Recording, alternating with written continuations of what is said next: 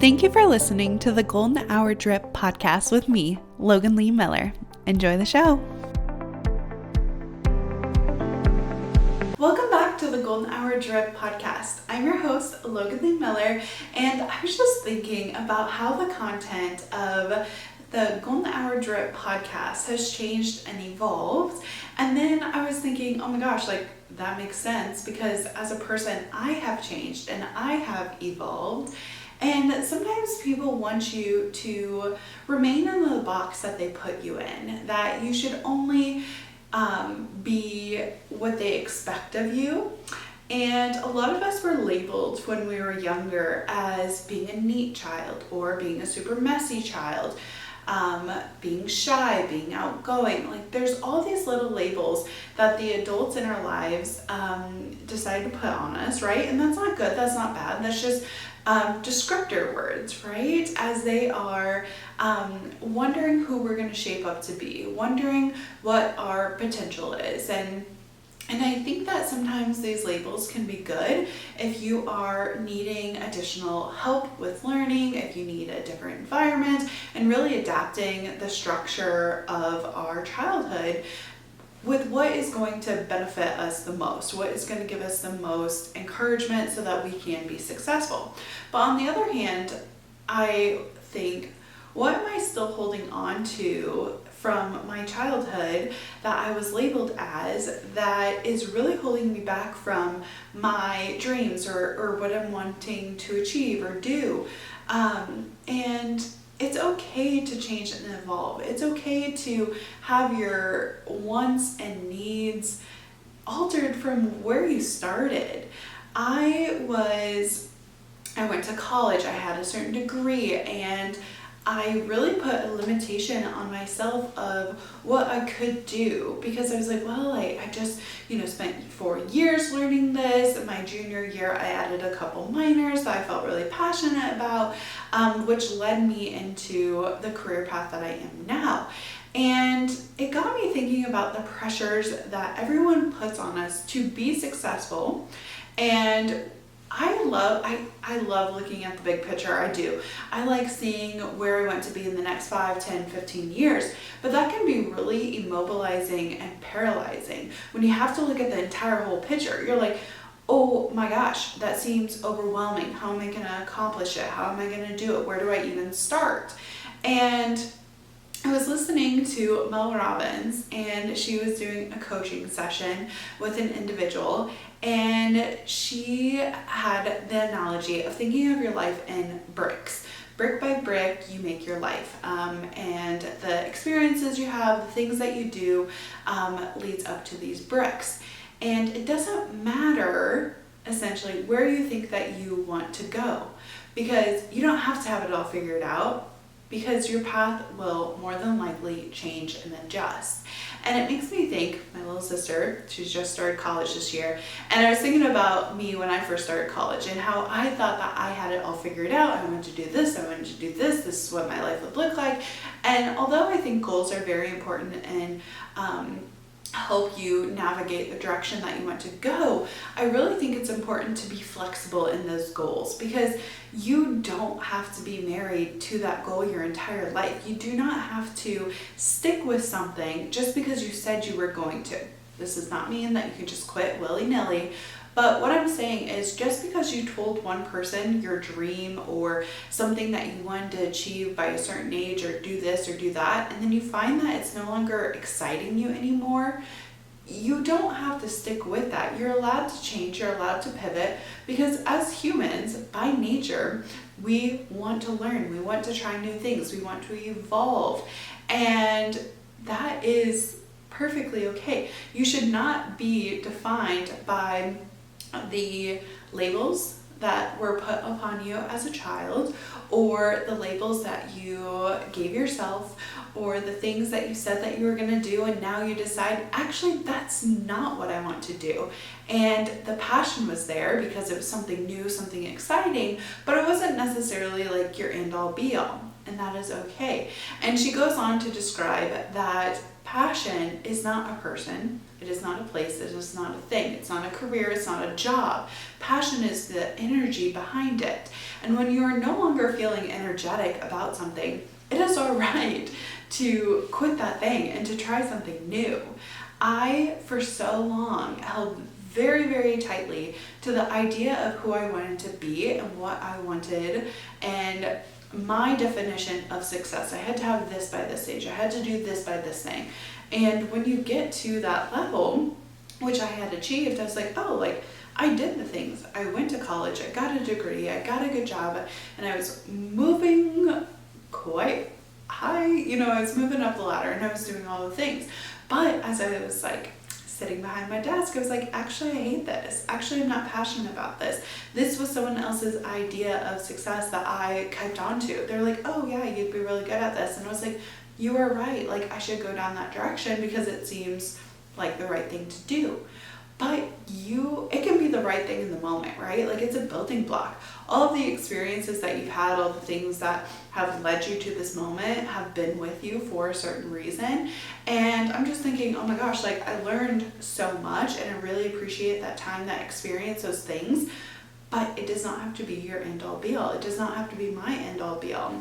And I was going through some past episodes and where my focus was and what I was doing in that life and who I was trying to like mimic, right? Like the things that the people I loved and surrounded myself around, like what were they talking about? What should I be talking about?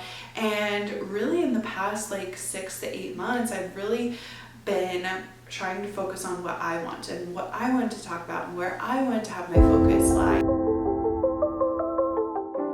Hey, I hope that you're enjoying today's podcast episode. Just a quick interruption to let you know that Golden Hour Drip has a weekly newsletter that comes out.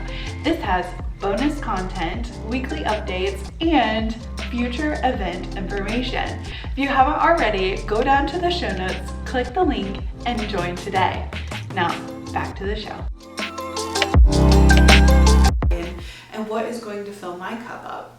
And it was quite different than what I originally expected. I have so many notebooks. You guys know this. I love notebooks. I love journaling. I love writing down all the aspects of my life. Is there a routine or structure around my journaling? No, it's actually quite horrible. I'll start a notebook, use it for a couple weeks, and then I'll stop, right? But I don't throw away these notebooks. Sometimes I'll open them up again, and if it's in the same year, I'll continue on that notebook. So it's really fun to look back on what I was focused on, what my goals were, and how it has, if I've achieved those things, if I was en route, if I'm doing that thing, if I'm meeting those expectations, or if my vision has changed and if I no longer want those things. And it is really fun to see how, I've been moving and growing throughout my life, my podcast, my passions, the things that I have this really high energy around. There was one podcast episode that was like, I tried Pilates, and I was thinking, oh my gosh, that was just a year ago that I was trying that. And then I was like, how much have I achieved and done in this past year? And then Pilates morphed into cycle bar, and then I've decided, I don't want to pursue cycle bar anymore. I want to try yoga and bar classes. So I've been doing that, and it's okay to have your focus change as long as you're still remaining consistent with learning. I think that is the most important thing. Are you learning new things? Are you staying stuck, or are you allowing the creativity juices to be flown? Are you allowing yourself to have the permission to try and to also quit that thing if you no longer like it? You do not have to be married to that one thing forever just because when you were 5 years old you said you wanted to do this, or you said this was your passion at 15 or 18 or 20 or yesterday, okay? You are allowed to choose and pivot and to divert your focus from someone else's path, someone else's label, or what you thought you wanted for yourself into something new. And it is the most freeing feeling when you can full-heartedly say, you know what, I'm choosing this because I want to do it. And watch how the things in your life start to come to alignment. When you start listening to yourself and you start thinking, oh, like, what do I want? What do I truly want? And am I running away from a problem and thinking like this situation or this problem will fix all the things? Or is it actually like a deeper rooted problem? And what can I be fixing internally? Because passion is not a job. Passion is not a person. Passion is not a thing. It is within you, and it is what makes you happy and excited, and it's the energy behind it. So if you thought that this big dream, this big goal was going to be your passion, you're like, yes, I'm so passionate, I love it. What you're really saying is you have a lot of energy behind it, and it makes you feel excited and happy. But if you do that for so many months and you realize that this is actually not for you and it was just the excitement of something new, you're allowed to put that that project, you're allowed to put that project down and start finding something else that brings you creativity, brings you joy, brings you things that make you happy and are pursuing the learning. So I honestly am excited to see where I'm at this podcast, a year from now, 2 years, 3 years, and to see how my focus has changed, or the things that I thought I wanted I no longer want, right? Like I am trying so hard just to allow myself to try things, right? Like I'm 25, I'm allowed to make mistakes and pursue different projects, habits, things I want to do and try, because this is a pregame for my 30s, right? Like your 20s are still your important founding blocks, right? Like your bricks. And I really encourage you to read the book, The Defining Decade, if you are in your 20s or even in your 30s, because it is such a good, detailed book about how your 20s are really formative years. But it just has me so excited for the upcoming years and to see my growth and to see the things that I'm working on. Today I received a notification from my Apple Watch, and it said, notice a trend in the past 15 weeks of an increase in exercise. And this summer I wasn't really thinking about it, right? Like I didn't really see that progress until it was all the days stacked up. And I was like, oh yeah, like I really have changed and pivoted my focus in the last 15 weeks to walking every day, to doing my step count, to signing up for a workout class, having a accountability buddy, all those things. But it wasn't until I looked back on it and saw the progress and saw all the building blocks that I put forth to myself. So when I reach my 30s, I want to say, oh my gosh, like I did so much work in my 20s. I was building those blocks. I was racking up all the life points or passion points or tried that or tried this. And so I can look back and see the progress and see where, maybe something didn't work out, didn't go the way that I thought, but then it branched off to something else. And I wouldn't have been able to branch off to that something else if I hadn't, started climbing the tree, and coming to that fork in the road and deciding for myself, is this something I want to continue to pursue? Or is this something, hey, like, it's not for me anymore? So take that with as you will. I love looking back at my journals and, just seeing what I did in the past. If you don't journal, that's okay. You can pick up a journal today. Start auditing and start looking back. Another thing, if you don't journal, looking back at your photographs on your phone is a really telling way on how you're spending your time.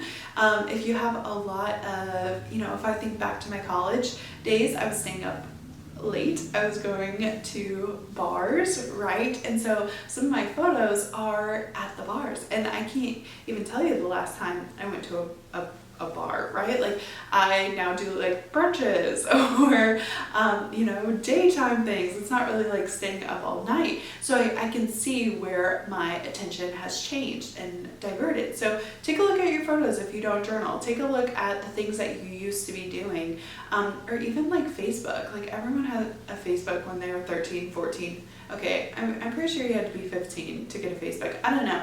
But like it'll show, your past posts, or if you have any form of social media, going back and seeing where your attention was, and then reflecting on that time and thinking, oh my gosh, when I was 15 I wanted these things and I don't want those things anymore. And that is completely okay to have your passions and to have your attention change, and you are not stuck to the labels or anything that you or someone else have put on you, and you're allowed to change and adapt because that is who we are as humans. So thank you so much for listening to today's podcast. Be sure to like and subscribe, send to a friend who might need this, and I will see you in the next one.